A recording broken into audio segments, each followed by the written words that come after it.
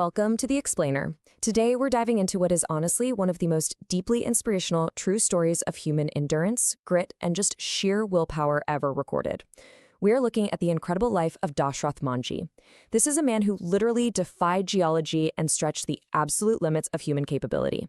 It's a story that starts in a small, marginalized village in India, but trust me, it carries this massive, universal message about what one single individual can achieve when they are driven by love and a totally unbreakable resolve. 22. I just want you to hold on to this number for a second as we get started, because it represents the staggering amount of years, yes, 22 whole years, that one man spent carving through a solid rock mountain, by hand, day in and day out.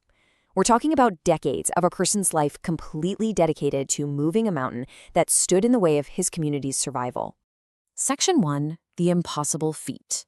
To really grasp the sheer magnitude of what Manjhi actually accomplished, we first need to look at the physical, geographic reality he was up against in Galar, a village located near Gaya in the state of Bihar. Okay, let's dive into this. The rocky terrain of the Jalar Hills wasn't just a bump in the road, it was a massive, unforgiving physical barrier. The path Dashrath Manjhi eventually carved out was 360 feet long, 30 feet wide, and cut down through 25 feet of solid rock. Think about that for a second. That is roughly the length of an entire football field, dug right out of stone, straight through a mountain. It's a mind-boggling scale of excavation. I mean, this is the kind of project you would normally assign to a whole fleet of bulldozers and blasting crews with dynamite. But here's the thing. He didn't have bulldozers. He definitely didn't have dynamite. When you contrast those massive dimensions we just talked about with his actual equipment, it's almost unbelievable. His only tools were a single hammer and a chisel. According to historical records, a local man known as Hammerman Shibu Mystery provided him with these super basic handheld tools. It's almost unimaginable physical labor, right? Just striking rock, inch by grueling inch, creating nothing but dust and tiny fragments to accomplish this absolute mammoth of a task. Section 2, A Tragic Catalyst. So, what on earth possesses a man to pick up a hammer and chisel and wage a 22-year war against a mountain? To answer that, we have to shift our perspective and look at a deeply human, solemn tragedy, the fall of Falguni Devi. Dashrath Manjhi belonged to the Musahar Boyan caste, which was a highly marginalized community. Life in his village was defined by extreme hardship. Gahalor lacked even the most basic amenities. We're talking no running water, no electricity, but the absolute most dangerous deprivation of all, the lack of easy access to a hospital or medical care. You see, the Gahalor mountain acted like this massive, isolating wall that completely cut his community off from essential survival services in the nearby towns. If there was a medical emergency, you had two terrible choices: either risk crossing the treacherous mountain pass or take this agonizingly long detour all the way around it. And tragically, that dangerous terrain led to an unthinkable sequence of events. Manjhi was deeply in love with his wife, Falguni Devi. One day, she was trying to cross that treacherous mountain pass known as a dera, just to bring food and water to her husband who was working on the other side. But she slipped, fell, and sustained really severe injuries. Because the mountain completely blocked any direct route to the nearest market and clinic, the distance to get her medical help was just too great. The delay was fatal, and Falguni Devi passed away. Losing his wife simply because of a lack of geographic access absolutely shattered Manjhi. But instead of just surrendering to the despair, it ignited a vow. He literally swore that he would tear right through the very mountain that took his wife, ensuring no one else in his village would ever suffer the same fate. And just like that, a grieving husband transformed into the mountain man. Section 3, 22 years of determination. And so began this genuinely remarkable era of perseverance that spanned from 1960 all the way to 1982. His sheer defiance is perfectly captured in his own words. He said, "When I started breaking the hill, people called me crazy, but that steeled my resolve." I mean, just picture the scene, a lone man hitting a giant hill with a chisel. Naturally, the villagers mocked him, they ridiculed him as a madman. And he didn't just face social mockery either. He also faced potential legal hurdles, because he was technically cutting into a secure mountain, which could have been punishable under the Indian Wildlife Protection Act. But you know what? None of it stopped him. Every ounce of doubt from other people just seemed to fuel his hammer strikes even more.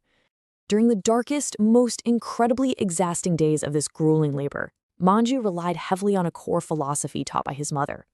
She used to tell him to just keep working, regardless of whether he received immediate rewards or not, because eventually, every night is followed by day. He tied this mantra right to his soul. He didn't care about the crazy scale of the task or the lack of immediate results. He just focused on doing the work, day after day, year after year. Honestly, it's a profound reminder for any of us facing a seemingly insurmountable task. Just do the work, and morning will eventually come. And hey, consistency is incredibly powerful, isn't it? As the years turned into a decade and then 2 decades, the village started to see that he wasn't crazy at all. He was unconditionally committed to their collective well-being. Slowly, that mockery began to fade away. The skepticism transformed into awe, and then, amazingly, into active support. While he continued to do the heavy physical labor, the villagers actually began pitching in by bringing him food and helping him buy new tools whenever his old ones were down against the stone. Section 4. The Impact. Finally, in 1982, the mountains surrendered. Let's take a look at the tangible results of connecting these villages. And this brilliantly illustrates exactly what his sacrifice achieved. We're talking about a staggering geographic shift here. Before Manjhi carved his path, the travel distance between the Atri and Vazirganj blocks of the Gaya district was a grueling 55 kilometers, simply because people had to travel entirely around the massive mountain range. After his road was finished, that distance plummeted to just 15 kilometers. Literally, a single individual, armed with nothing but a hammer and chisel, shortened a distance to hospitals, schools, and jobs by 40 kilometers. He completely revolutionized the daily logistics of life for thousands of people. Section 5. A Lasting Legacy. Dashrath Manjhi sadly passed away in 2007 at the age of 73 at the All India Institute of Medical Sciences in New Delhi after a tough battle with gallbladder cancer. But his passing only cemented his absolute status as a national icon. Let's walk through this timeline of his later years and his posthumous honors because it really shows how his story rippled out from Galaur to the rest of the world. Back in 2006, recognizing his unparalleled social service, the Bihar government actually proposed his name for the prestigious Padma Shri Award. When he passed away in 2007, he was given a full state funeral by the government. Chief Minister Nitish Kumar ensured his name would live on in the very place he transformed, building a 3-kilometer paved road and a much-needed hospital in Galaur, both proudly named after him. Unsurprisingly, his incredible life eventually caught the attention of filmmakers. In 2012, director Kumud Ranjan produced the documentary The Man Who Moved the Mountain. And then in 2015, his story hit the absolute mainstream with a major feature film release. Now, what's really interesting about this slide is the massive cultural footprint he left behind in modern Indian media. Did you know that on his deathbed, Manjhi actually gave the exclusive rights to make a film about his life? That project became the critically acclaimed movie Manjhi the Mountain Man, starring Nawazuddin Siddiqui as Dashrath and Radhika Apte as Falguni. But his reach went even further than that. In television, superstar Amir Khan dedicated the entire premiere episode of Satyam Jaite's second season to Manjhi's story, which brought huge national focus to his family. Even in regional cinema, the Kannada film Olave Mandara featured his remarkable tale. He really became this ultimate symbol of unstoppable love and dedication across the entire country. When you think about it, Dashrath Manjhi was just a poor laborer from a marginalized community who looked at a mountain that killed his wife and simply decided it had to go. No funding, no machinery, just 22 years of showing up every single day with a hammer and a chisel. So as we wrap up this explainer, I really want to leave you with a personal question to chew on.